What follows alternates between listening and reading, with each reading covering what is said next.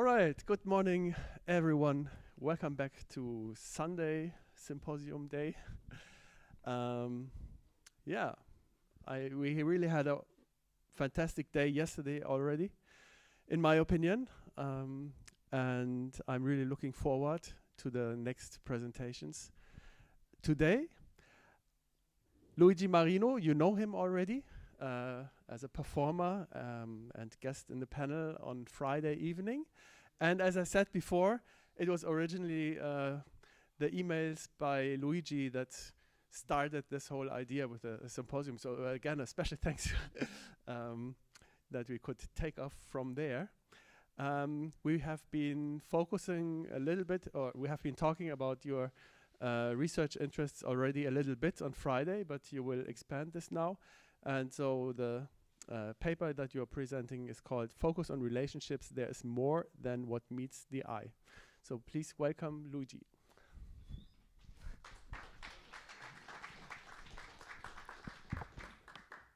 Well, I wanted to start thanking Matthias because it's really rare to being able both to play and to present in such wonderful occasions. But I decided to change a little bit the contents of my presentation in response to all the things I heard yesterday. So if you will see me looking at the computer sometimes, it's just because, as probably Matthias know, with my failure to explain my technical needs for this presentation, words don't come too easily to me. And actually, whereas with music, it took time, but I got to a point where I'm kind of fine with the duration of my intervention, which is one of the most important musical aspects I consider in my practice in improvisation. With words, not exactly. And especially improvisation, you always have, at least I like playing with people, so I always have a counterpart that is telling me, okay, you're playing a little bit too much, of course not with words, with instruments. Now I will frame your intervention, and I live very well in that world, let's say. So well that when I don't have other musicians to play with, I usually delegate this task to objects.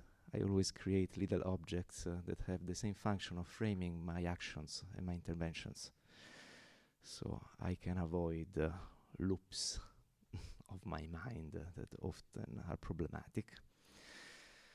Well, the reason because I changed a little bit the content of this lecture, which was in my mind going to focus on, especially on relationships, is because I heard a lot of great things yesterday, and I wanted to intervene, but again, there wasn't much time.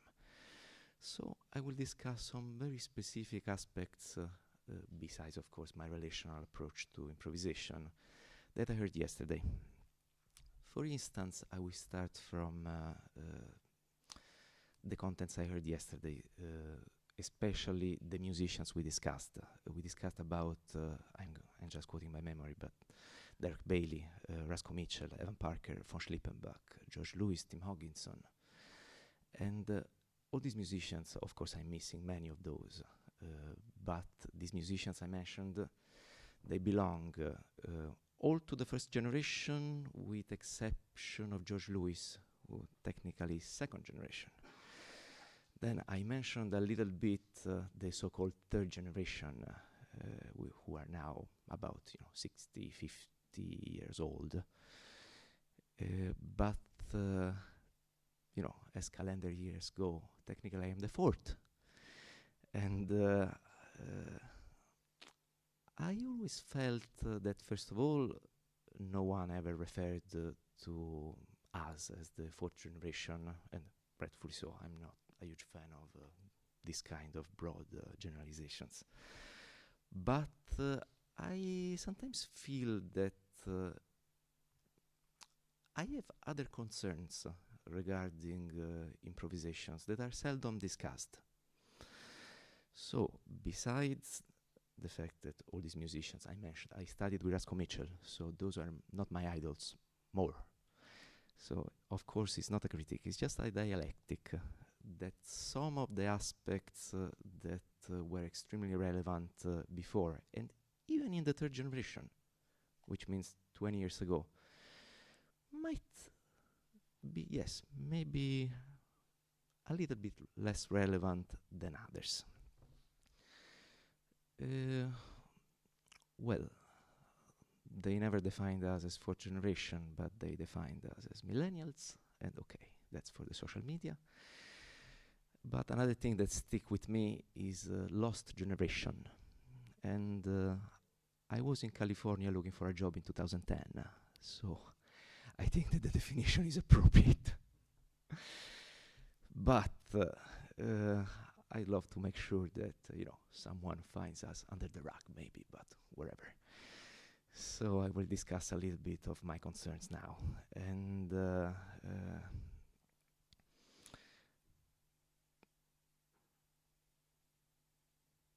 probably I will just cut to the chase. And one of my main concerns is finding my position in that dualism that is often freedom and reductionism. Now, as it was said yesterday, these definitions are more than imperfect, extremely imperfect. But as when I say rock and roll, you know what I'm speaking about, even if I don't know what exactly means, because I see a guy with an amplifier, so I don't exactly what the rock and the roll means. But free improvisation and reductionism, everyone in this room, I'm pretty sure that it's very clear what I'm speaking about. About freedom, I will make a little note, which is quoting George Lewis, always a good thing. George Lewis says, of course it's preposterous, the idea that when you speak about freedom, you imply that you are free from your mnemonic gestures or from your roots or from, what you learned. That is impossible neurologically. But it makes a lot of sense if you think about the context and what he meant when he said, yeah, it's not that we are free from our roots, but we do have the freedom of choice while we play. And that is something that I still, hold very dearly. Although freedom, as I heard yesterday, and I was really cheering when I heard that, is not a word I can embrace too much, because usually when I hear the word freedom, the next sentence is, yes, now you need to be free, so let's get back control of our borders, or whatever. And so yeah, the word freedom doesn't resonate too much with me. Now, the word reductionism is another problem, because probably reductionism was a wrong term from the start. There are very few ways to say that word, because if you think that what we do is maybe exchanging information between the musicians, or as a musician, I'd love to exchange information with the audience. And the idea of reductionism doesn't take into account a fundamental psychological aspect, that if you play very quietly or very sparse, your brain does a very interesting trick, which means your perception adjusts to the level of to the quantity of information that you're sharing. So sometimes it can result in an expansion, but most of the time it's just, it's not an abstract thing. You always adjust to the amount of information that you're sharing. So a minimal detail can become a huge detail in a very subdued situation, whereas a lot of noise can be nothing if you have a band that plays, extremely loud all the time. But being a little bit on the quiet end of the spectrum myself, in terms of personality, I was hanging out a lot with guys associated with reductionism, but I discovered that I was finding pleasant collaborations with all the musicians that would say, so, okay, I heard that they wrote about you and you were reductionist. Say, no, I don't know what is it. I mean, they just wrote it. And or with other very dear this one, for instance, is a very dear collaborator of mine, Michel Ticke, who basically, the first time I said, okay, but so this reductionist thing, he said, no, look, it's not the case. But another one, a little bit different, who was very important for me in London, and I played with the last time, was Mark Wastel. At the beginning, the transition between, I lived in many, many cities, way too much, and now I'm happy in Bristol, and I'm trying to build stuff there. But in London, it wasn't that easy at the beginning, and when Mark invited me in his large ensemble, The Scene, things became way easier, because it's a very well-respected ensemble, so I could access basically to all the pool of improvisers to play and do my projects. And Mark, let's say that at the beginning, because I wrote an article for Cambridge Press about mostly the Berlin scene and the London scene, and at the beginning Mark was insisting of this reductionist aspect, but he also called it basically dead in 2005. And I don't say basically that, I mean, he just said that in the interviews. And of course, starting from the point that I was hanging out very well with these people that were defined as reductionist, but weren't too happy with the definition. Now, I started to think a little bit about what are my differences and what are the aspects I share. First of all, one thing that I really hate are broad definition, like music has to be reductionism, music has to be freedom. I'm a czar player who started improvisation in a Persian Kurdish band in Rome, learning from a very strict and fantastic Iranian drummer, Mohsen Kassir-Safar, who knew more about Rome than me, because he came to Rome in '79 before I was born. And then I was a self-taught sampler kid, doing all kinds of music, so it's not that easy for me to accept broad statement about music, because not only in my music it's very hard to find a stable point, because all these experiences, okay, some were discarded, but not all of them. They found a very complex coexistence in the way I play now, but especially I know a little bit about the musics I hear in the world, because some of my favorite listenings are recordings from ethnographers of that little tribe in New Guinea that just does fantastic music. And maybe, for instance, I don't share many of the cultural aspects, which is problematic, which is another reason because I'm very careful when I hear the association between politics and socio-political judgments with music, because if you are too direct, first of all, the music becomes a little bit boring. But then what do you do? Like, if I had to be extremely strict about aspects that are very important to me, which are the aspects you all know: equality, avoiding misogyny, avoiding race-related bias. And in all the societies whose music I like, these aspects are present. And it's a very complex coexistence, because I have to accept these societies, and often I have to accept these societies for what they are. But they present these aspects that are complex for me to accept. So this is an open question, for which is too complex for me to discuss, especially now. But this is only the root, because my judgments about music do not translate so clearly with socio-political judgments, which are very typical in improvisation. One of my a little bit, points of departure with the first generation of improvisation is that these associations were extremely direct, and this doesn't work anymore for me, because they leave out musics I love, and also cultures, to be honest, I love. Also this word cultures is a little bit too generic, but everyone knows what I mean. So the first of my concerns I was telling about, in terms of being a generation that comes after the third one, is to find my balance between reductionism and freedom. Then another one is, okay, I don't believe too much anymore about these direct associations between some political events that shaped the first two generations. Like they don't relate too much with me. So what are my like the events that actually shaped my life? And yeah, there are. But the interpretative keys are a little bit different. For instance, my first one that I can say that really shaped the way I think and my life is the 28 economical crisis. Again, sorry? The 28 economical crisis.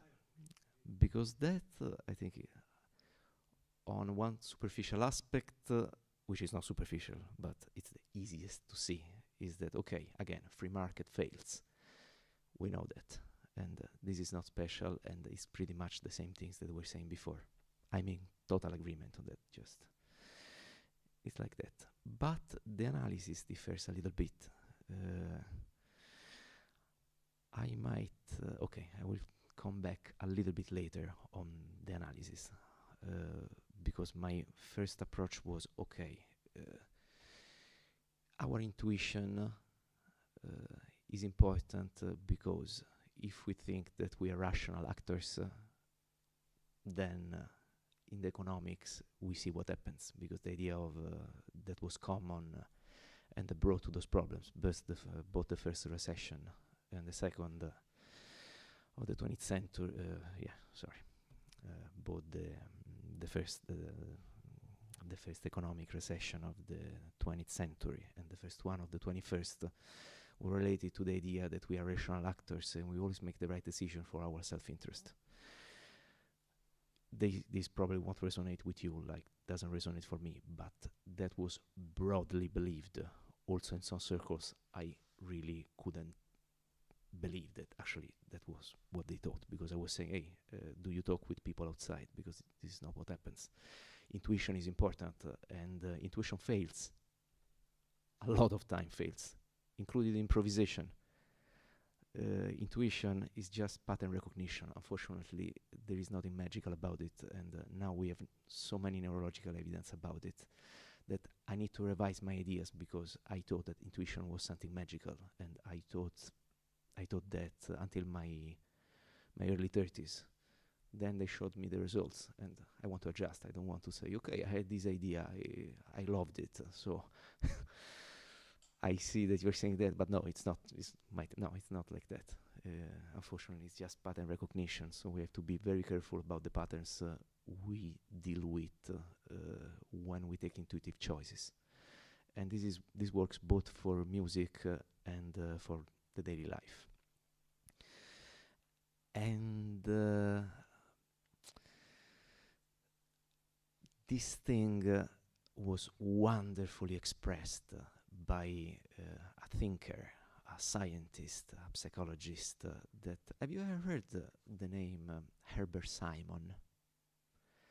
Okay, I didn't too, but he's probably the most famous scientist musicians never heard of.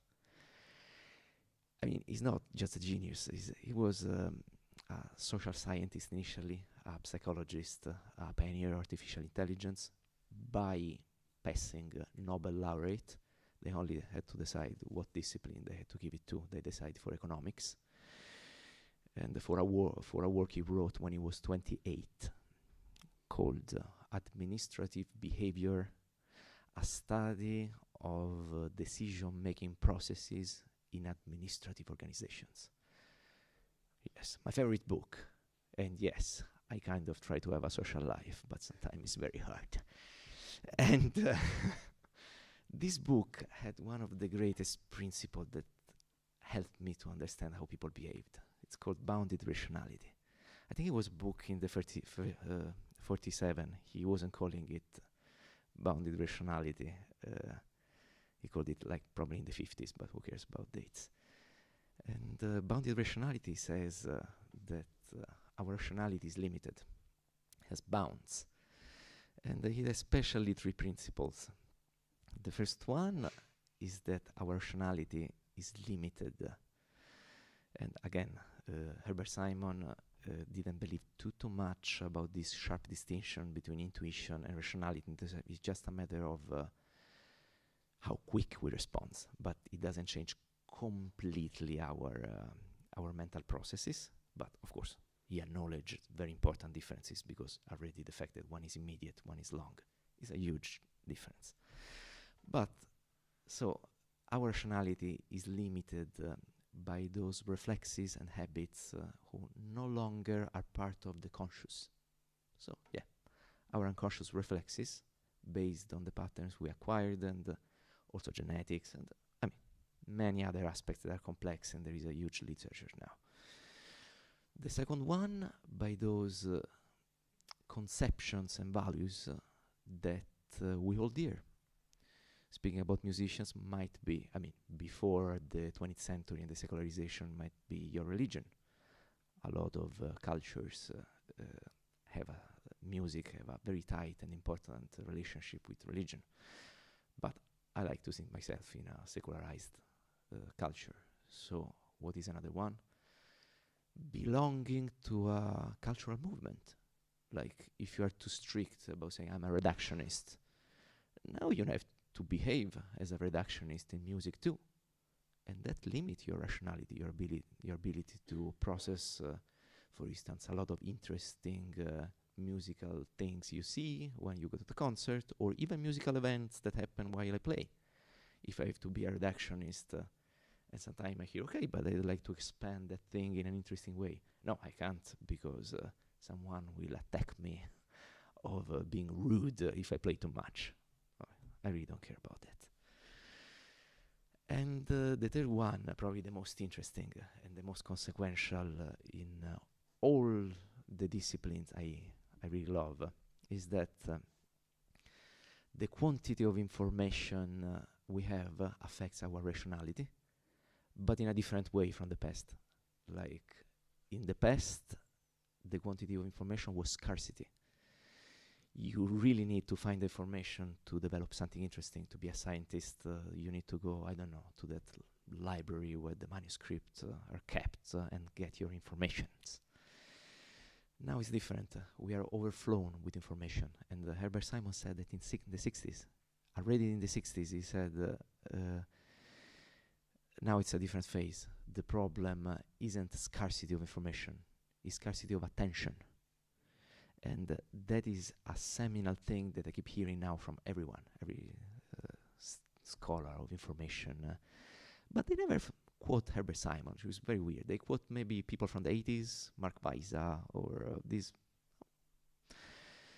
And even some of my favorite thinkers were often not academic intellectuals. For instance, I always love to listen to Ezra Klein podcast, where I get most of information while I'm touring, because, you know, I often tour alone because I go with metals by car, and my friends go by airplane. So I have a lot of hours to spend, and I also listen, yeah. And the discussions about now, which are essential also to my way of thinking, which is artificial replacing the human mind, artificial intelligence, sorry. They somehow end to relate to this idea that now we are overflown of information, and our attention span is really the thing that is changing more than other things. And these three principles that I found in this theory of bounded rationality, a very old one that very few musicians talk about, but it was seminal in artificial intelligence, in game theory, because Herbert Simon was a pioneer both of artificial intelligence and game theory, and yeah. Those are very interesting to interpret reality now, because I said about, I mentioned the 2008 economic crisis, and this is clear, like the models were hyper complex, these derivatives, and really no one, not even the economists, knew how they worked for real in the end, and that was really clear when the bankers went on trial. Of course, except one, they all were back in their places like after 1 year, but whatever. And the second funny one, I mentioned only by passing, was my first meeting with the hype of artificial intelligence. I'm also a programmer, now less, but so I always dealt a little bit with artificial intelligence. But the first time I dealt with the hype was in 2015, I think. Let me see. Oh, of course, this was part of the slide. Okay, the slide can stay there then. 2015, with one of the first online bot. Her name, I say her because technically it was a teenage bot, not to be disrespectful, but a teenage robot girl online. She was called Taj, with the Y or Tai, I don't remember, but yeah. And the idea was she will go online, she will go on social media, and she will learn, she will become like a human. Okay. How did it turn out? That it didn't last much, because after 12 hours online, she became a Hitler-loving sex robot. And they had to remove her from the internet with a lot of apologies right away. Now, the thing I thought, and Herbert Simon always says, think about the human actors before you think of technology. And that came from a guy who invented the first program to emulate human decision making, a huge scientist. And yeah, he was saying, look, you need to observe human behavior even more when technology is involved, otherwise the technology will fail. And in this Taj failure, a lot of millions were spent, billions, sorry, not millions, it was Microsoft, I think. And so how is it possible that these smart people failed so brutally? And I'm not saying that now they're failing, because ChatGPT now, it doesn't make those mistakes. So it's not I don't believe in human exceptionality and say, oh yeah, the human mind cannot be understood by a computer. It can, but the main failure usually is that you don't observe the behavior objectively. Another one was, probably you'll remember the imaging of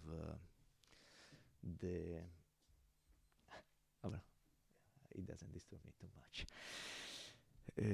The imaging of Notre Dame on fire. That was really sad. I mean, in 2019, the spiral, poof, went down. That was an iconic thing for me. And so I went down. I read a fantastic article on the New York Times that explained why it went down. It had the most sophisticated fire detection system ever. It was like a pile of instructions with 90, I don't know how many fire detectors. That day, the person who was working was on his second shift, because he had took over for another one, on his 12th hour of consecutive work, and he was on his third day on his job. The system worked perfectly, he couldn't interpret it. And after half an hour, it was too late, because you don't catch a fire. Soon, it's gone. So yeah, and we're still dealing with this amount of problems that are given with our perfect knowledge of machine agency, and often also a very accurate knowledge of our human mind, but you can't apply it. Like and now I go back right away to improvisation, because I have 15 minutes left. Sometimes I thought that these updated notions of how our mind works could be very helpful also in the discussion about improvisation and the musics I like. To give a very concrete example, and I will let you listen. One of the reasons because I'm getting here is because my third concern, like the first one, was this balance between reductionism and freedom. The second one was to link some events that shaped my life to my music. The third one is the inclusion of technology. And I say that as one who failed brutally to improvise with computers. But I still try, and after basically 10 years, I think I got to some results, and I will let you listen to those. But as you could see from my concert, the computer was absent, and it was absent because I really kept failing, and I don't want, to ruin my relationships with musicians that I love because I'm stubborn, and I think that sooner or later we'll have to deal with microprocessors in improvisation. But first of all, the musicians using analog stuff were doing amazing stuff. So I said, okay, let's give it a try. And they were kind of right in the sense, with analog stuff you can do really interesting, interactive, you can find a lot of interesting ways to play with other musicians. And that's the reason, because with Mark and John, I never tried to use the computer. I always use my DIY things that I built, which are way simpler than my software stuff, but yeah, they work so much better in that context. But the inclusion of technology for me is so hard because the computer marketing and the developer are very much focused on what the computer can do without thinking of what the intuitive process of human mind can do. Because if you have no idea of how intuitive processes work, which an improviser have a fairly good idea, because you are confronted with that, and if you fail to understand that, you can't improvise really. Okay, sometimes you don't understand them theoretically, like I try to do. A lot of fantastic musicians who admire absolutely maybe don't articulate the notions of modern neurology like I'd like to hear, but they simply apply it, and I see it in the way they play. And so yeah, I think that with computers we have the problem of dealing with a market that tricks you with planned obsolescence without no reason except to selling you the next stuff, and this tricks you in very practical way your ability to play with people. For instance, I had to learn how to develop software, and sometimes in a low level, to be able to play the same thing for 10 years. Otherwise it was completely impossible. How can I develop intuitive ways of playing if my program will change next year? That's simply not possible, because the other musician won't be able to play with me, and I won't be able to play with them. And this comes from also another fantastic influence of mine. I was lucky enough to study and being teaching assistant of John Bishop in my little formal training in colleges, which was Mills, which I absolutely loved. And those guys were simply fantastic. The League of Automatic Music Composers, a band that pioneered microprocessors and network bands and these kind of interactions in '78. They were ahead of everything.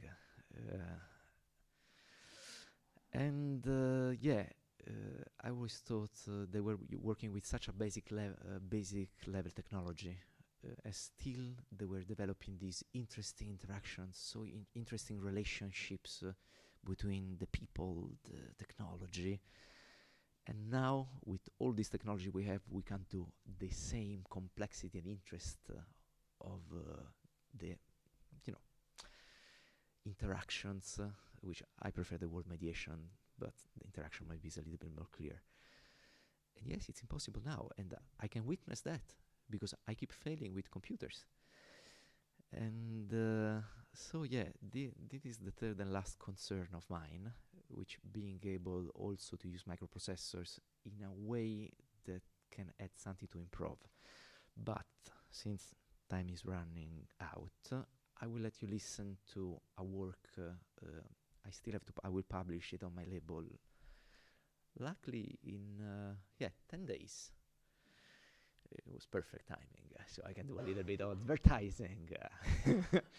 And it is with the outstanding violin player, born the same year I was born, Mandira de Saram.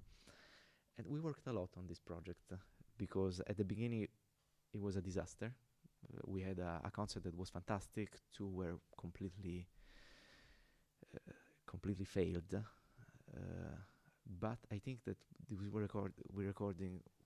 we hit a sweet spot, especially in one thing I'm really much interested in, which is making a music that defies a little bit the direction of the attention span you have on social media. So it doesn't shock you from the beginning. It needs to lure you in. But also including our traditions, which are really weird, because Mandira, she was born in London, but she's from a Sri Lankan family. And she spent all her, I think, maybe high school in Sri Lanka. And she knows more than everyone, as much as everyone, about contemporary classical music. She founded the Ligeti String Quartet, which is one of the major classical contemporary music string quartets in the UK. She comes from a very highly regarded, musica family around this. And on the other side, she's from Sri Lanka, and on the other side there is me, who I'm, European, but I had my my tradition with Iranian Zar player, and sometimes that is my tradition. My most intuitive rhythms are those. So we said, okay, why should we hide our tradition, or should we not let them out because it's too complex to think of them? Because you hear about, classical chords, and you say, oh, but this is classical music. No, in the sense, it's classical music, but it depends on the context. So the idea is that if we let our complex tradition to merge or even to be what they are, but we are very careful about how they relate to each other, these relationships can actually add a lot to the music, and they can lead the music into unknown direction if you're patient enough to not fall for the thing, okay, this is a classical chord, so this might be classical music, or okay, this is noise, so it's noise. You need both, it's just an hybrid. And I will let you listen 10 minutes of this track. Luigi, we can listen 2 minutes, actually. 2 minutes? Oh my god, because okay, okay, yeah, because we started a little bit late. I'm really sorry. Yeah. So let's make it 5 minutes, okay? 5 minutes, perfect. We cut a little bit of it. Okay, I'm really sorry about that. Yeah, 5 minutes will be enough.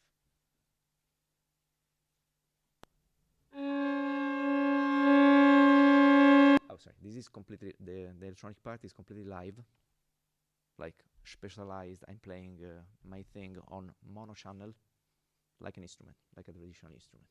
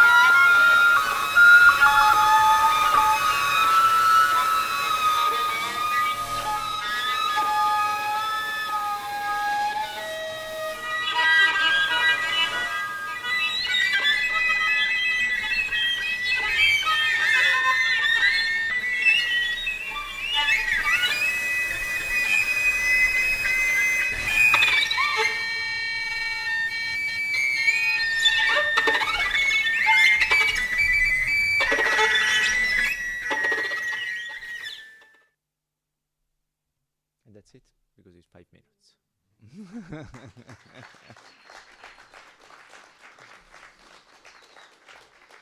But of course, you can listen to the full one in 10 days. All right, thanks a lot, Luigi. For questions, maybe we have a short coffee break now still. Okay, one question maybe. Yeah? Then just get in touch now maybe. Okay, then let's try to be back in time at 11:30. When I was thinking about the conference, I was also interested in having somebody who can talk about improvisation from a perspective of artistic research. And I came across the work of Marina Cyrino, and I really thought that it's a very interesting approach that she has. And so thanks a lot for accepting the invitation to present here at the conference. And the title of your presentation is Flutist-Body-Flute, a relationship guided by vulnerability to the other as a living presence. So thank you, Marina. Thank you.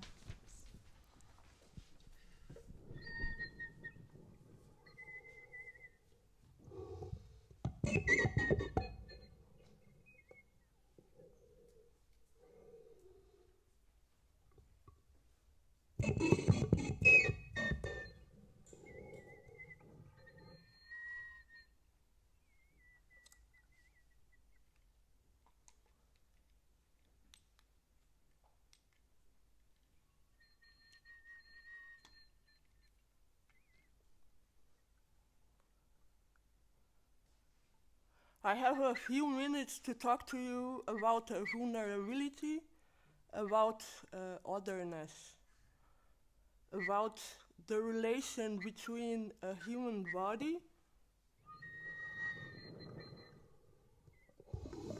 and the body of an instrument, about transformations that happens at the core of this relationship.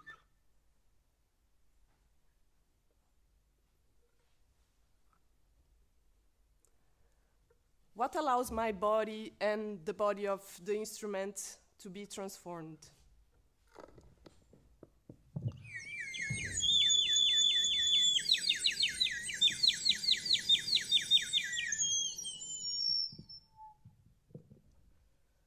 Why the need to transform, to transmogrify, to metamorphose?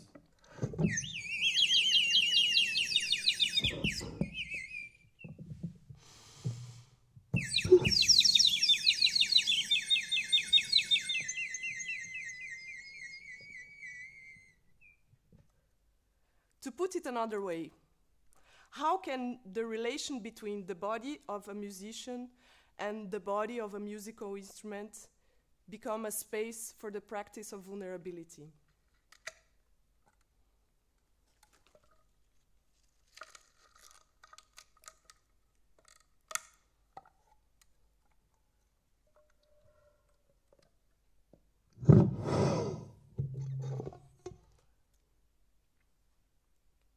how to open space inside.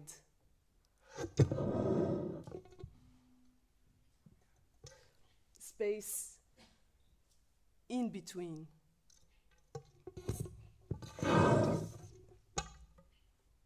Space coming.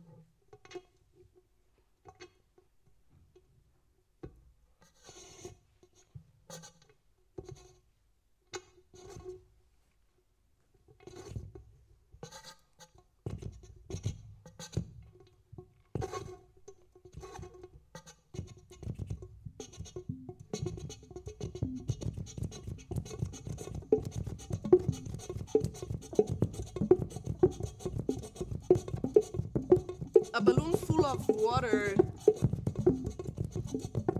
an image John Butcher gave us on Friday.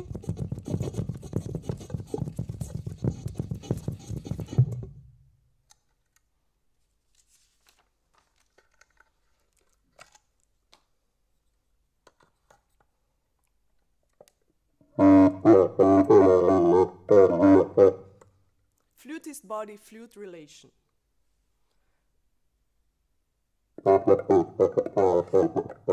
At the start, there was the concern of being an expert at being an excerpt of myself.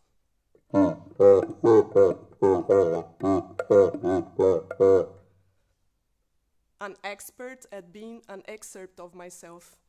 I don't know if you relate with that. Without being able to combine the multiple practices that coexist inside me, almost isolated, I looked for a way to tune out a certain being a flutist, an image that guides my practices. To put it another way, I am talking about the specialized fragmentation of standardizations of musical practices, of the hegemony of Western musical practice and modes of thinking.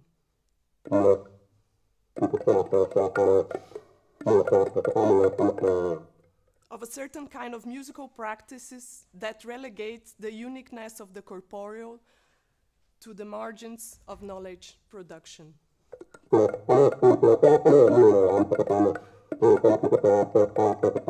put it another way, I am talking about how I became an improviser.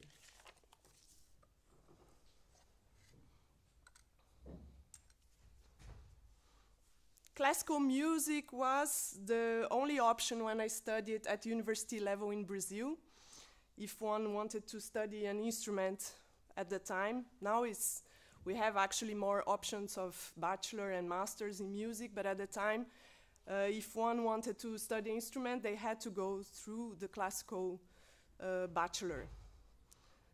As a classically trained flutist, I was and am still interested in how the European tradition of the concert flute, with its universalizing pretensions and pastoral modes, has shaped the subjectivity of flutists around the world. The European conservatorium model, and also in my specific case, the French flute school and its repertoire, have been replicated globally, creating standardized bodies of flutists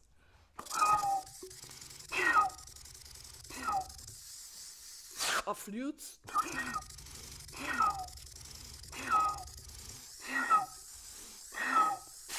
a body that flutists learn as natural, as transparent. I learn a universalizing body that marked the relationship between my body and the body of the flute. This relationship with my instrument, can it be mine? Is it an image of a body inside? White body, male body, bourgeois, anthropophalic,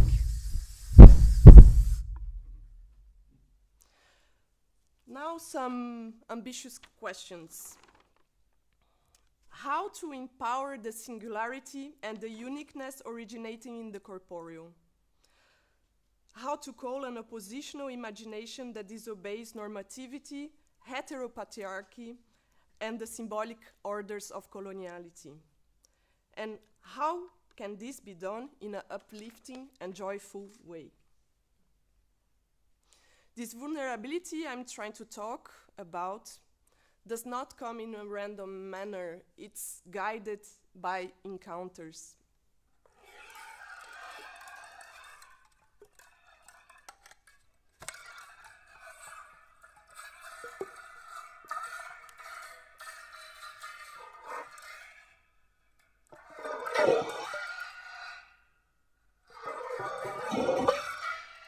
All these you're hearing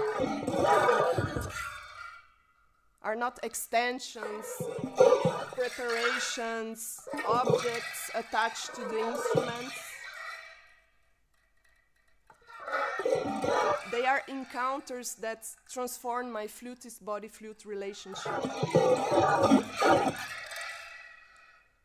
They are movements of improvising and co-creating together with artists and spaces and others through mutual contamination. Movements of deciphering, of remembering.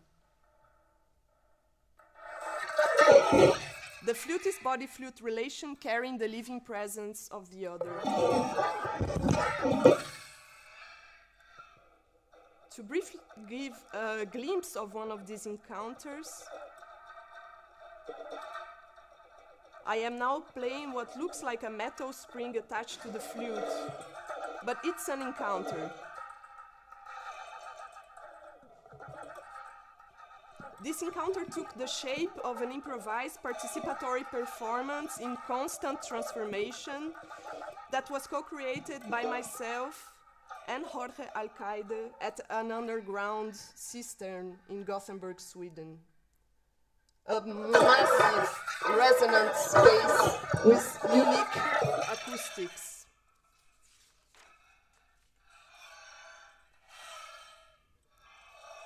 This abandoned underground water reservoir was also a small institution, cultural institution run by Jorge.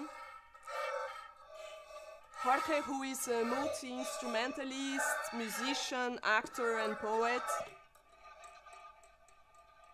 Jorge would organize concerts and other events that would happen in the complete darkness of this humid space. The audience always limited to 15 persons maximum. Jorge brought with him a site. In this specific encounter, humans and the site became inseparable.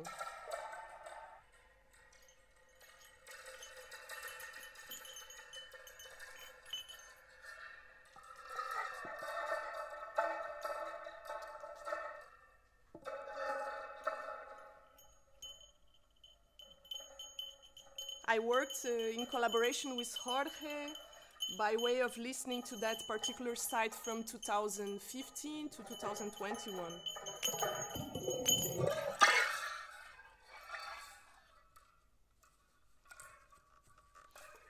I am now playing a metal spring attached to a flute. I mean, it's an object, but it's also an encounter.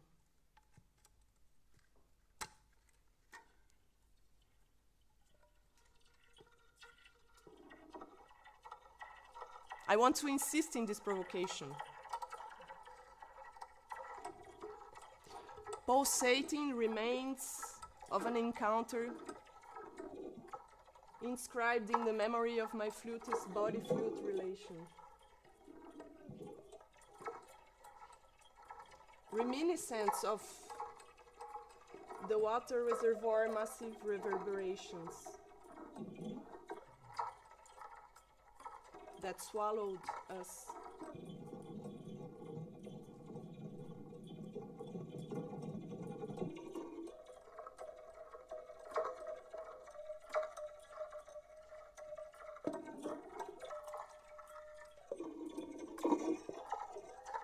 kind of spell, resonant spaces sing to us.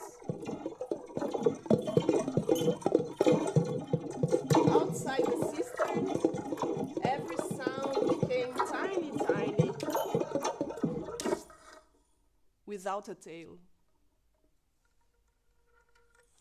What you hear is the relation flutist-body-flute carrying now the living presence of another, Jorge, the water cistern, the multiple participants, darkness, and many others. This encounter in me still in transformation.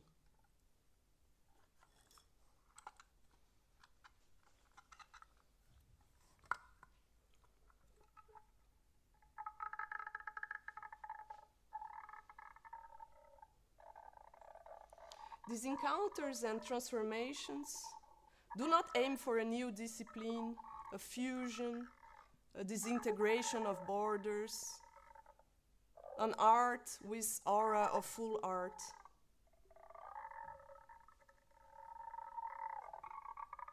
It is not a yearning to become holistic, integrated, multitasked, hyper-extended, queen of a new royal knowledge.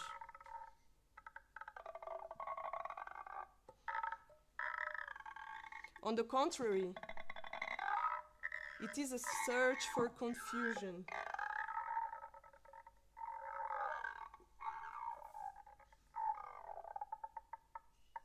Encounters that enable a deviation from the flutist sovereign image inside me, and open a space for listening to creative margins and marginalities.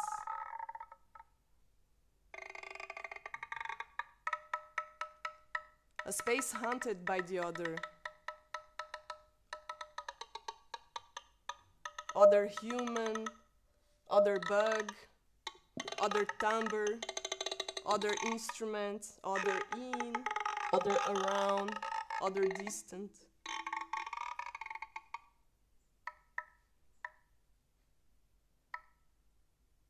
As long as it doesn't harm someone, I heard this quote from Pauline Oliveros yesterday. I am aware of the seeds of pretentious utopias in pretending to be able to turn into anyone and everyone. As soon as I start mixing one into another, I might be in a movement of imprisoning the same other that one struggled to set free.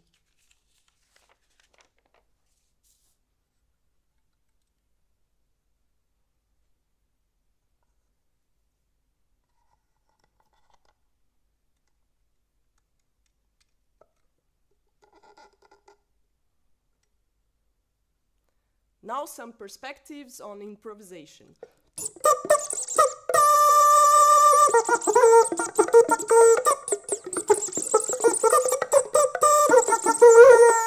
A playfulness that prioritizes affective relations and corporeality.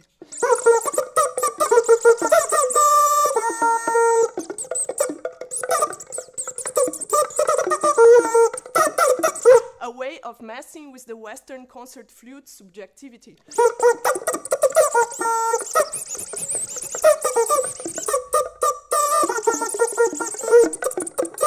A process of depastorized myself to oppose pastoral modes of the Western concert flute tradition. You see, I like to fantasize that I am a burden for this tradition.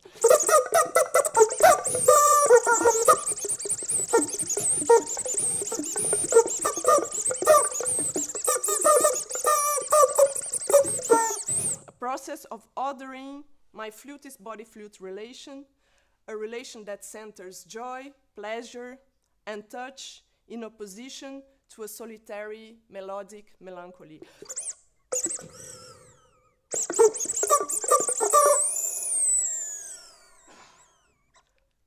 Melancholic.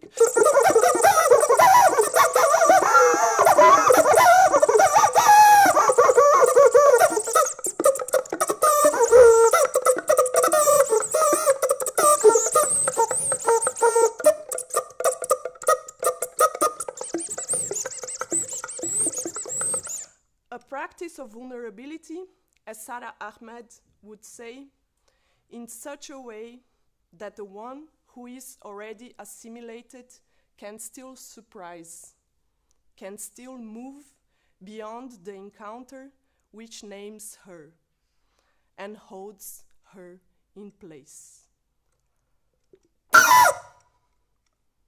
Thank you.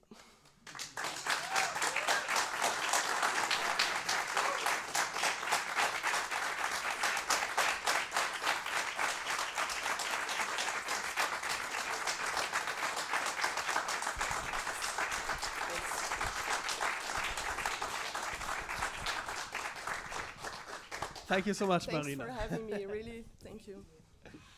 I'm sure there are a few remarks or questions.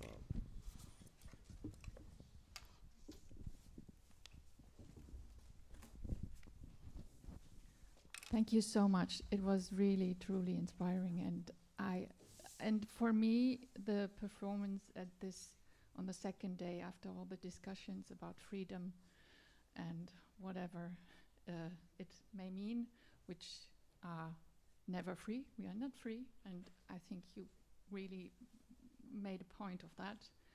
And also in opening up a space for everything you mentioned. And I would love to know, Salah Ahmed, it's a writer, musician? It's a scholar who works in literary critics and sociology, if I'm correct, all the disciplines. She works in many disciplines, right? But she writes a lot about, like, one of the particular books that I really helped me to understand this relation of others. It's her book named Strange Encounters. And she's really talking a lot about otherness and exotification of otherness in relation of post-colonial theories. Yeah, thank you. That's truly inspiring. Thank you. Again. Thank you.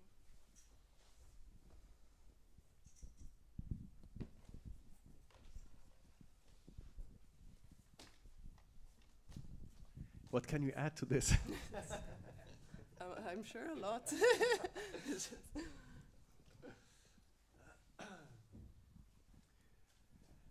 All right, then otherwise we just stick to our time plan.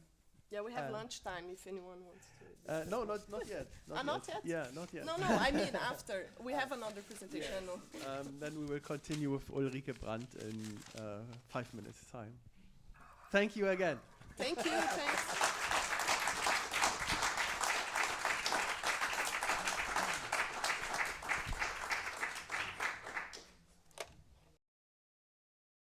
It's entitled Chance and Unpredictability in Improvisation. And Ulrike wanted to have a discussion with you, more or less. And for that purpose, it might be nice when you take a seat rather in the front, that you come a bit closer all, so that we are here together. I mean, if you want to, but so this is an invitation to take a seat rather here than in the back row. Okay, then I hand the mic over to Ulrike. Okay, I will tell you what I'm going to do, or we are going to do. Actually, for a lecture, I had prepared some excerpts from text which I wrote last year. One is about chance in improvisation, the other is called The Making of the Making. So it's about the process character of improvisation. But anyway, during these last 2 days, listening to all the talks and presentations, I realized that I didn't want to give this kind of input, and that I rather had questions, because the topics I'm very concerned about regarding improvisation are quite specific, and I had the impression we didn't talk about that. Not yet. We did not yet talk about it, and we talked a lot about very general topics like freedom or politics, as we had yesterday, and I wanted to get closer to what we are doing, to the artistic practice of improvisation. And first, may I explain shortly, because the question of chance is a topic which I'm very interested in. I have a background of contemporary music, so I played for a long, long, long time only contemporary music, promoted contemporary music, wrote about contemporary music. And inside this area of the contemporary music, I, for many years, was playing the works of John Cage. I met him, I knew him, I talked to him, and so. And inside these works of Cage, I was very fascinated by his use of random means. And I tried to understand it really profoundly, and I found out that he is giving kind of frames. He is not really creating the sounds, but he is constructing frames which he transfers by scores, which may have very, very different characters. As you know, there are early graphic scores, and then later there are text scores, and even later there are the time, so-called time bracket pieces in his late work. And all this is about how not to control the sounds. And there's a very complicated arrangement to avoid control over the sounds, which are normally this control is kind of activated by the musician, by the instrumentalist. He's coming of emotions, of various influences, of schools of training, and so on. And I was very fascinated by this aspect, and I loved this aspect that I was allowed then to play sounds which were not defined in any way, but were only kind of in this frame. Then when I started improvising, which was only 12 years ago when I came to Berlin, because before I was living in Italy, and there I had to do the contemporary music. I came to Berlin and discovered improvisation, or discovered what an incredible quality improvisation can have through just listening to all the people who are playing here. And then I got into it, and I kind of brought with me this question, or this research of chance, or what is kind of predictable or not predictable, and in improvising.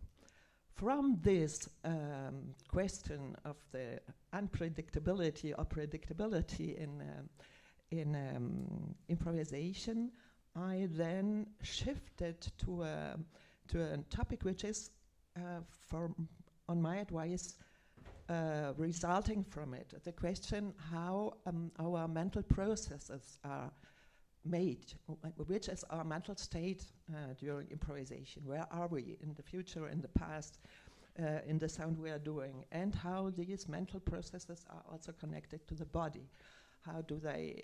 How does our body work or react, or do the mental processes? Are they the reaction to the body, to physical impulses which we have practiced or learned, or the contrary? So there's all these kind of this large area of questions about these topics, for which I didn't have answers, obviously. I'm kind of looking around them, and I will read now 2 or 3 very short statements of myself regarding these aspects. And afterwards, I have prepared a number of questions on this, and I will give around my cap, my hat, and each of you may pull out a question and answer to the question if you like. But the question kind of about your personal experience. So then another thing I realized in the 2 days, that it is very difficult to generalize an improvisation, or to trying to build up, to construct theories. And what is always or remains the center is the individual improviser, and the individual language, and the individual behavior. And I believe very strongly in this. So if I want to continue to think about these, to reflect about these topics, I need you to share your personal situation or your personal ideas of that, because otherwise I can't go on. I realize that. Okay, just kind of as an impulse, I read 2 or 3 short things I wrote about these questions.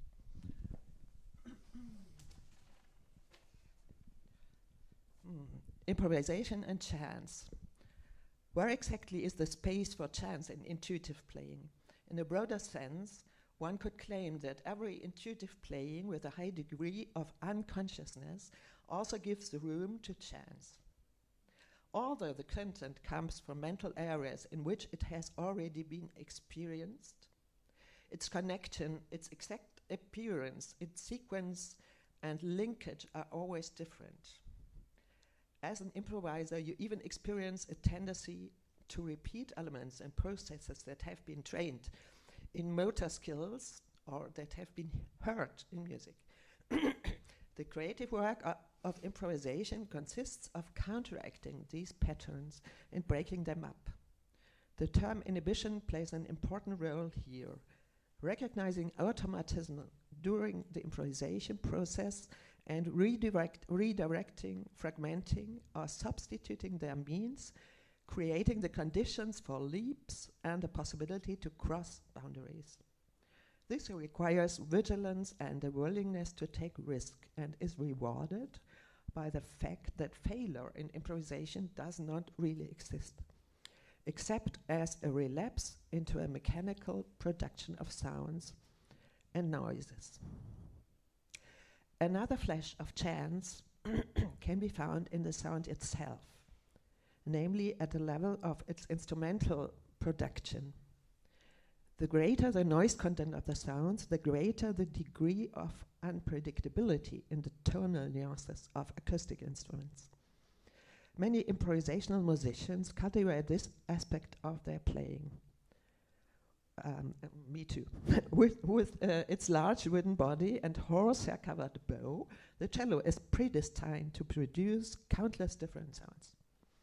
My playing is always a reaction to the random noise that arises, which then tempt me to penetrate further into the depth of a crunch or to trace a whistling overtone. Some aspects of randomness can be induced or may appear inside the sounds and between sound and sound production too.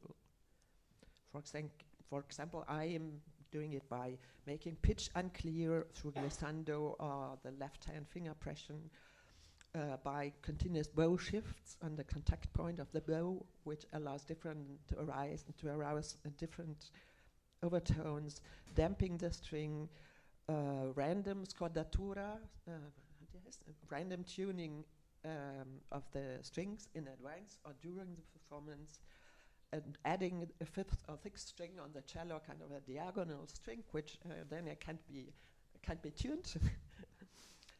Bow preparations, or substitute the bow by other objects. Okay, and then there is another part about chance in group improvisation, but I won't read it because I think it's too obvious. We are all improvisers, we know it. So, okay, a short piece about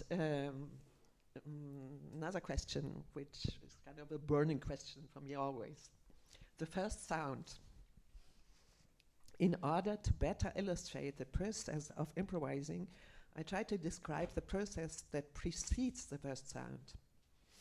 Because as soon as a note is played, the silence is broken and there is a reference. The more sounds are added, the more complex the network of references become. When these sounds form shapes, whether rhythmic, melodic, or motivic, the amount of what is already heard increases and the amount of what is potentially not heard decreases. What is played therefore relates more and more to what has been played before and less to what could potentially be played. Rarely do I decide on a starting tone before the beginning, and even these few times it happens that I spontaneously discard the decision and start with a different tone or sound. Last quote, self-quoting, about body and gesture, sound and body space. Okay, first I thought about that myself to overcome the separation between silence and sound, which I find really existential and very difficult. I have kind of elaborated a situation. I create kind of a space around myself. I imagine a sphere around myself, which is kind of an echo chamber and is surrounding me, and then the sound goes in this space, which kind of helps me to get the step from the nothing to the something. The first sound, in order, the room. Before I want to go here.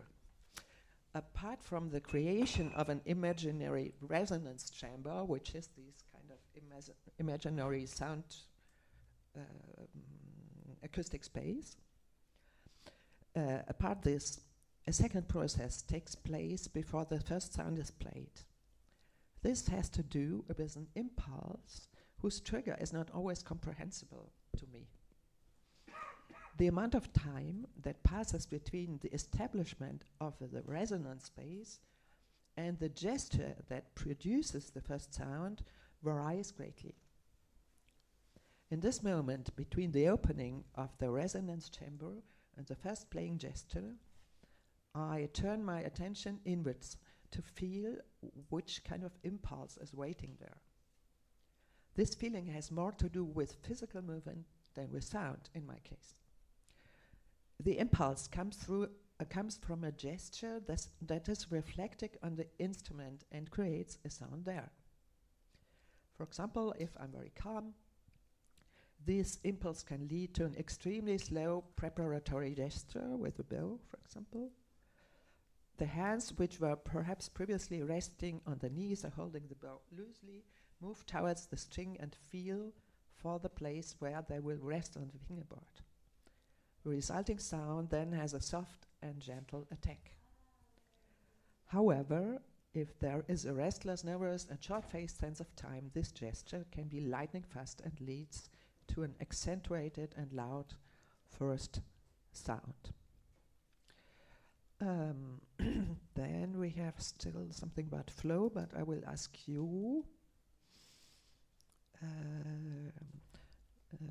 Maybe a short thing about flow. While the I'm kind of trying to say what is my perception of what is happening during these processes, kind of what is the inner and the mental process which stays behind the sounds. While the temporal perception, so if you get into this state of flow where you on a timeline, you are moving with your sound. You're not preceding your sound mentally and you're not looking back too much, but you really move with your sound. And while this, in this state, in this mental state of flow, the temporal perception appears to be suspended because you move in what you're doing, so you don't have any more reference to before and after, and you can't say I'm fast, I'm slow, because you're inside the sound. The temporal perception appears to be suspended in a total identity with the physical production of the sound and mentally condenses into a spherical perception of the musical event. And the fiction of the temporal distance is suspended. The penetration into this now state and its expansion extends the time window of present perception and is simultaneously permeated by before and after. There's a huge discussion between neurologists what the window of the now, how it is, how large it is, how it works, how decision making works, and so there have been. So next time I speak, I will bring a neurologist. Now, really, I have a friend who has been a neurologist, and he is very interested in, as in contemporary music, as in improvised music, but I didn't think about it. I regret. Next time I will bring him.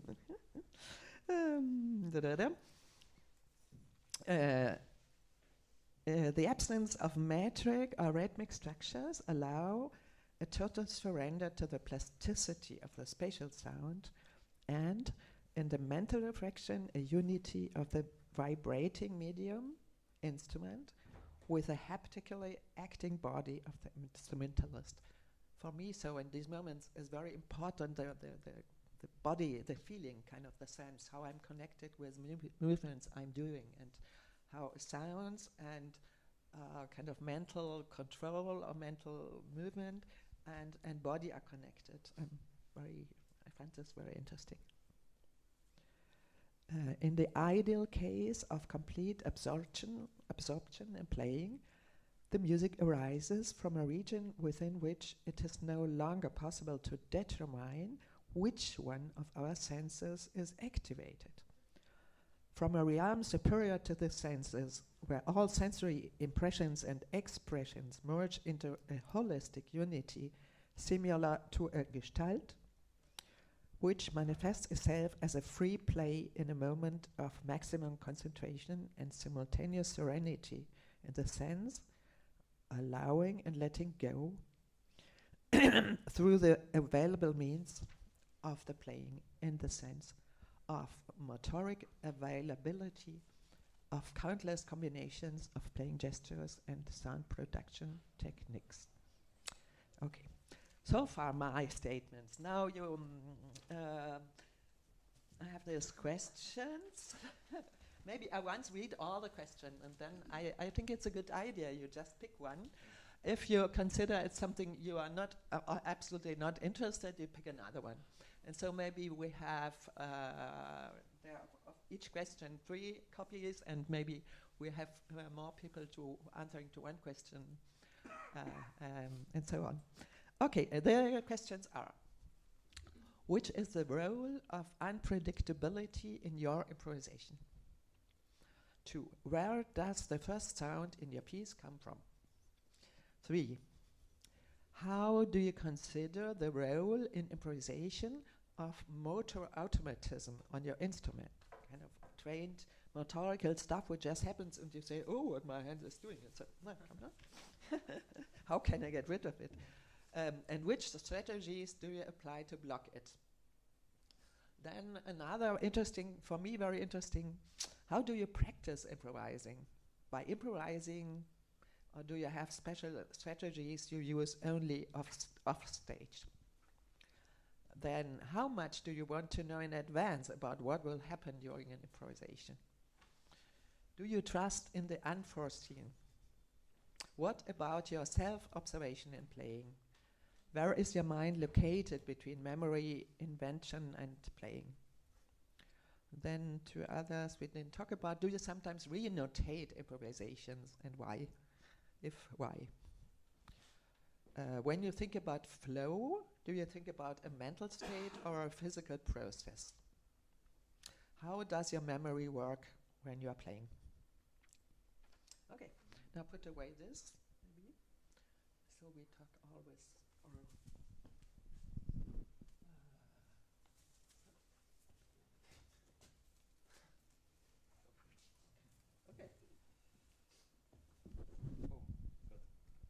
You don't want it. Just happen to know the word, what it's mean. Okay. How do you consider the role of in improvisation of motor automatism on your instrument? Which strategies do you apply to block it? Do you have time to think about it? Yeah, we can also give them all around, and then so you have to time. You have to. And if you don't like the question, you can get. You can have another one. Maybe you can change with someone else. Change.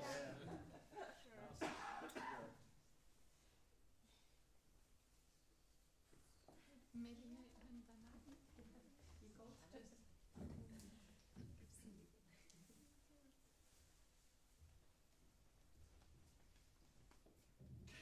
you go just. Genau. Oh, Niete. Nein, ich habe gar nicht gelesen. 100 gar nichts drauf.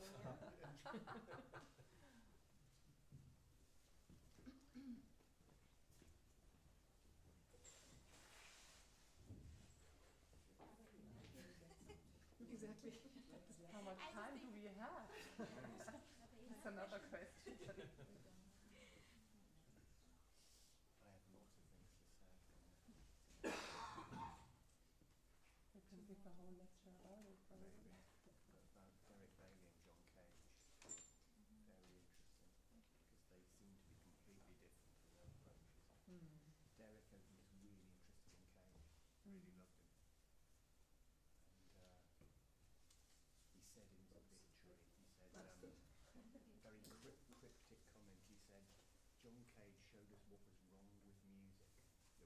Yes.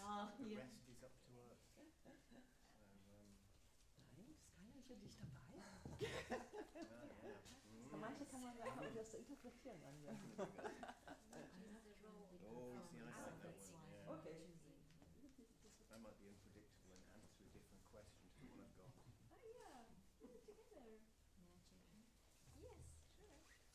Okay, we also can have, you can have more.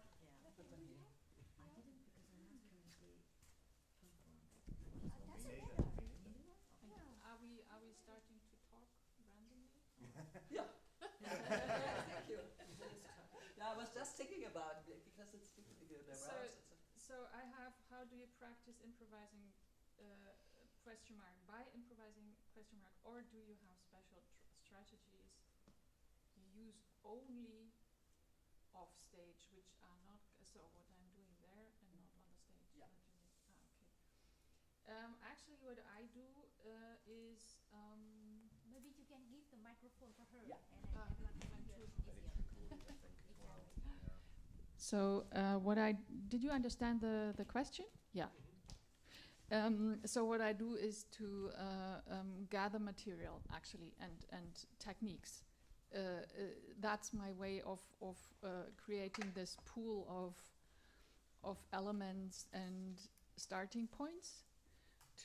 Because I have the piano. The piano is a kind of a difficult in terms of I have to crawl under or get on it or inside it or whatnot. So I also have to be ready to adapt to whatever instrument is there, which I might not be familiar with because I work at home on another instrument, which is differently structured.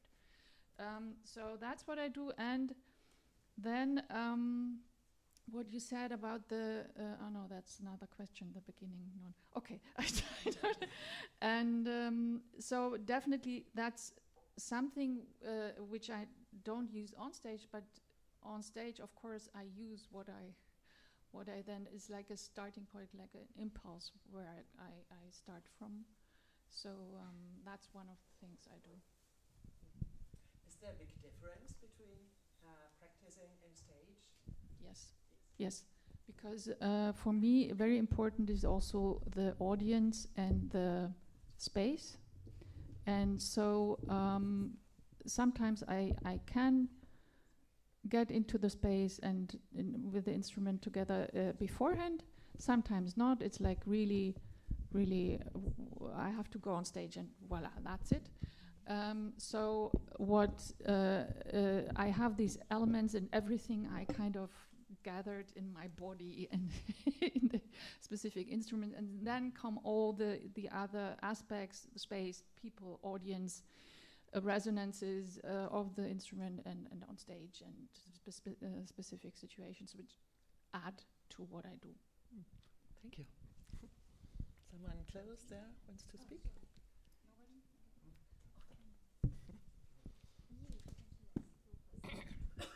Thank you. Well, my question was, how much do you want to know in advance about what will happen during an improvisation? And that's a really interesting one because I'm not a musician, as I said yesterday, not an academic. So a lot of what I'm doing, I was here for doing the talk on Derek Bailey. And Ulrike, a lot of what you were talking about was very, very, very interesting, possibly going off this topic into other ones about the relationship of John Cage and Derek Bailey, which seemed to be very, very contradictory. I'm not really sure whether I should be talking about other stuff there. But, yes. But about this particular one, thinking of Derek, when he organised the company weeks, where he would bring together lots of players from increasingly lots of different disciplines, on the very early ones, he was basically involving already established free improvised players and maybe jazz musicians. And it didn't take him long, only after the first couple of years, to realise that did become somewhat predictable. So you would know, in a sense, what would happen in advance because the players knew each other. They sort of knew the sort of styles they were going to play in. So he would already introduce wild cards into the situation, like the pianist Ursula Oppens in the early 1980s, who had classical player, knew a lot of classical playing, but had never improvised before. So put her in. And of course, immediately then, the other improvisers won't know quite how she would react to playing. So doing things like that. And also, I remember one musician telling me that in one company week, Derek had organised certain players to play in a certain order. And this musician had just ordered a takeaway curry and had just got it and was just about to eat it. And Derek said, "No, you on now." And he was like, "What? I'm just about, no, I want you on now." And that element of not knowing what's happening, maybe going on stage, you may not know who he was going to play with. And that element of then it almost, and it sort of, and Derek would do this sort of thing, would sort of do that to slightly annoy someone, so that the predictability of their playing was going to be different then. You know, so he would introduce things like that. And the different amount of players makes a big difference, of course, if you're just playing with one player. And this is true of the chance aspects of it as well, I think. That there's obviously, if you're solo improvising, the less elements of chance. You know, someone might throw a bottle at you from the audience, maybe. But, you know kind of what you're going to play in advance to a degree. Much more so than if you're going to play with someone else. And if that someone else is someone you've never played with before, you don't know what they're going to sound like, then the degree of not knowing in advance will be much more unpredictable. So those sort of elements of playing with other people being crucial, particularly about things like chance. Thank you. Yeah, okay. My question is, which is the role of unpredictability in your improvisation? So in your talk, he's already mentioned something about the unpredictability. So for me, I want to first come to the thing is unpredictability is it is mentioned about the musician create that by several point is that for some time, for example, like it's come from maybe accident. There's some unpredictable, the sound come, and then is even you are playing that, you are a little bit surprised with that, but you play with that, you continue with that. You it's sometimes it's the point is make it really like a refresh the action that is going. So and you like it? Yeah, I like it. Sometimes like we exactly, and then we play with that, and nothing wrong. Just go with what's happening and that moment. And sometimes this unpredictable come from another player, and and it's make the changing the perspective of music and giving the fresh, and we can quickly like how do we react to that. Yeah, and I really love that. And last time I also recently talked about that. The music is just not, we have one material and we develop it and just go and something like, even now we are playing and somehow it's like, we can't predict that in 1 minute later what happened. If we are like really training or playing in improvisation, yes, somehow we can feel and we predict the future like of that moment. Unpredictability is in the music. It's really important for me, and I think I see that it's really fresh the moment. And to switch the like excited or something and giving another input, but of course it needs to be something which is interesting. How it's interesting, I cannot describe it, and I think everyone know about that, and yeah. So I think it's just not about the perspective of the as a player, and also for the audience. It's also giving similar feeling as well. Thank you. And you have the same question, isn't it? Yeah. Can you add something? You can change also if you all have Yeah, people have this. There are more questions. There are 12 different questions, actually. I take over. I have another question. Good. Where does the first sound in your piece come from? Yeah. Oh, yeah. Would like to. This is several things. One distinction is if I'm playing solo or if I'm playing with a group. It makes a big difference. When I'm playing solo, sometimes I rather think maybe even a day before, or when I wake up, think, you've got a solo to play solo in the night. What do you want to do? And then I have some fantasy about it. But at the end, mostly I start with something else and things go in another way around. Me too. So, yeah, it's for me playing solo especially is like you are in a boat on the Pacific, in a small open boat, like Captain Bligh when he was set off from the Bounty with his 10 or 11 comrades set out in the Pacific, and then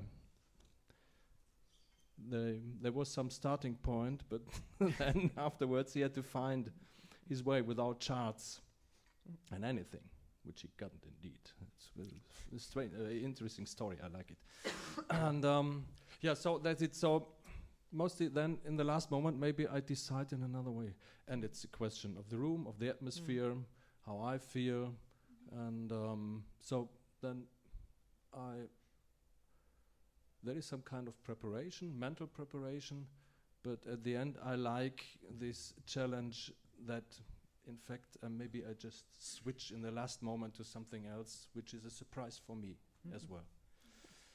When I'm playing with the group, okay, maybe you feel the energy of the group, because normally you maybe hang off a little bit before the gig, and together you feel the energy. It's also a question maybe if you have played a concert on the day before, something happened, so you can think maybe begin in another way, not just the same way. Yes. So this is all questions and kind of preparation for it. And then it's when I'm playing with others, maybe someone else just puts the first sound. So maybe I had some idea, but then I have to think, a new situation, so what will I do? So I have to decide then on the spot. Okay, thank you. Ulrike asked me to have an eye on the watch. So how much time is left? We have 10 minutes to go, and then you are still free to cut your lunch break. So you can also continue. But okay, so maybe try to be short, so there was make short statements, and then we can still... So maybe that it's not too long. We can hear more people. I'll be very short. I have the same question with Georg. Yeah. For me, everything starts from silence. So silence is very, very important, and from there I can And start. how do you connect to silence? Just listening to the silence and okay. mentally. Interesting. Thank you.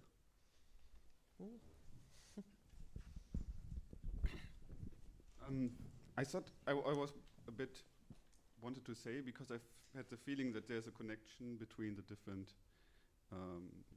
set positions. So my question is, what is the role of unpredictability in your improvisation?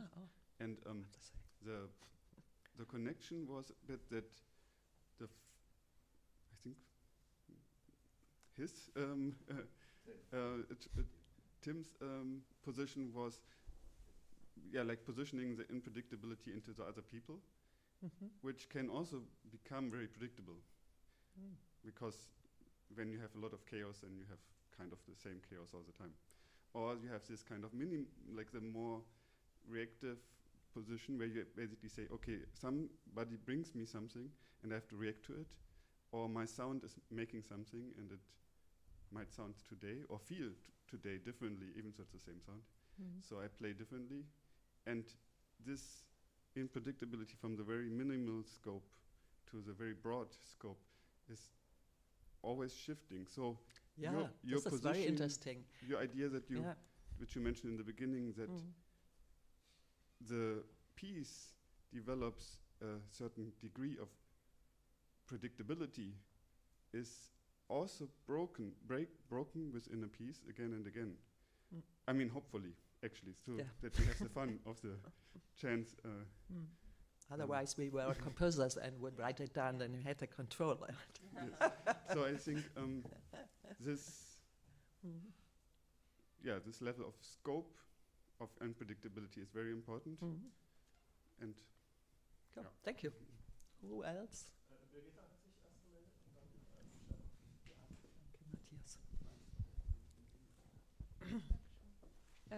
My question is, do you trust in the unforeseen?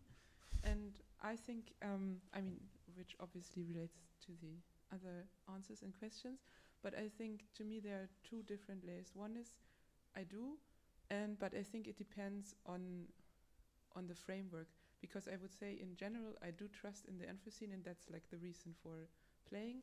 But the unforeseen is for me not the purpose of playing, but for me it's when I play with other people, or if it's in a room, like if I'm alone, there's always what you were talking about, the unpredictability, but I'm more interested in the meeting of the other people or the surrounding, and then I'm interested in the potential of the unforeseen and not necessarily that it is unforeseen.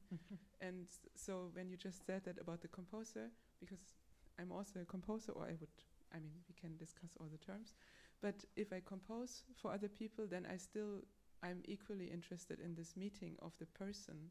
And so even if I try, let's say, to control or to foresee certain circumstances, then it's, for example, the circumstances of also the practical situation, like if there's a piano player, I want to make sure that the piano is that the piano player is happy with the instrument, and that the circumstances are nice, and that what I write is comfortable for the person. But what the person does with the music that I compose, then I'm interested in the unforeseen, because I'm interested in the people that do the music. Thank you. Nice. Let's Stefan behind you first, and then Sorry. Thank you. So I have the question: how much do you want to know in advance about what will happen? Yes, it's not so much about the music, but it's about the feeling and the flow that I want to achieve. So that is not self-evident for me. In the beginning, often, you're sensing the atmosphere, and you don't know. You just don't know how the people will listen. Do they listen? And is there this strange atmosphere in the room? You're responsible for that. I'm feeling that I'm responsible for that, and then in the course of doing it, it might happen, but it's not sure. But I would like to know that it will happen. In some cases, it really happens, and you know it afterwards. But that's the strange thing, that I would like to know that this will happen, this feeling that this will happen, but you don't know. And that is the state in which you begin. And that's also an interesting state. Yeah.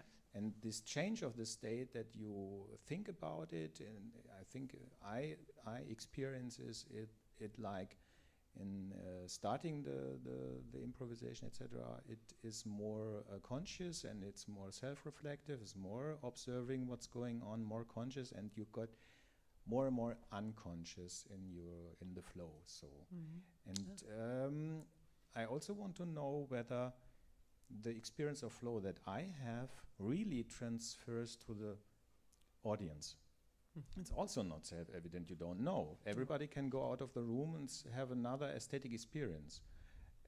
But considering this, you get something you get something back, at least afterwards. You somehow sense this, and I also would like to know how this happens, but I don't know. Because the state of flow, on my experience, sometimes is very introverted. This flow state is something where you concentrate a lot on yourself, on your body, on the instrument, and on your sound. And it can be sometimes, in me listening from the audience, I watch a musician who is playing in the flow. It's kind of, he's on another island, and this is not easy to combine, to keep it, the contact really open with the audience, and at the same time to be completely with your sound. And Jonas. Yeah, another. It's the same question like we had at first. It's about how do you practice improvising, and yeah, for me it also connects with the question how to be inspired in the practice room, and that also deals with the question of mastery of your instrument, and also with the question of virtuosity, and how to achieve virtuosity, or how to be prepared for the unpredictable situation in the concert. And yeah, this is a hard task, and I think this takes life to really find strategies. But in the end, for me, it helped me to find an image for this, and for me, the process of practicing is compared to the process of gardening, to kind of taking care of your sounds and taking care of your materials, and the process of performance, in my opinion, is more like cooking, to take these materials and deliver it in a nice way. Vegetables. Cook the vegetables which you have cultivated, kind of. Yes, oh, yes. Nice. So, but of course, it's also nice to cook in your practice room. So this kind of overlapping process are all the time there. And for me, it's also interesting that I find interest in sounds that I cannot master. That's why I'm practicing them. So these unforeseen and